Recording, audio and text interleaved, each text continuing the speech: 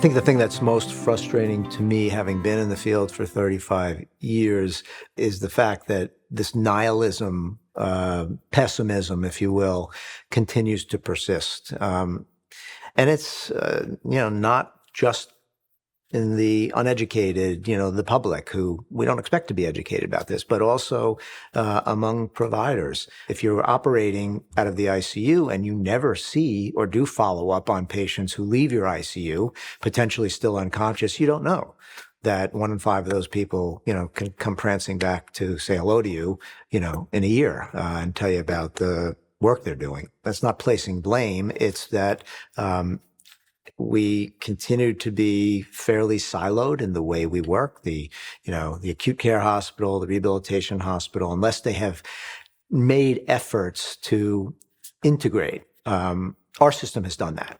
We have very good communication between the ICU, the acute care hospitals and our inpatient rehab hospitals. That's what a model system, TBI model system requires, by the way. That's essential because we can exchange information bilaterally. So, I have a good understanding of what's happening in those first days.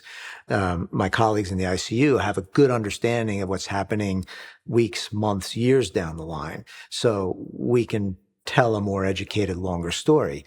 But there's many places in the country that, simply aren't built that way. You can ask the question of why do we have this continued information, dearth?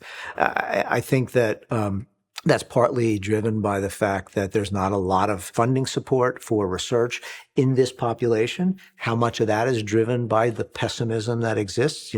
Should we put our money, in a different place where people have much greater chance of getting back to work? Maybe. I don't know that answer, but I think it's much harder to get research funding for patients who have severe brain injury and disorders of consciousness than it is for example, mild traumatic brain injury.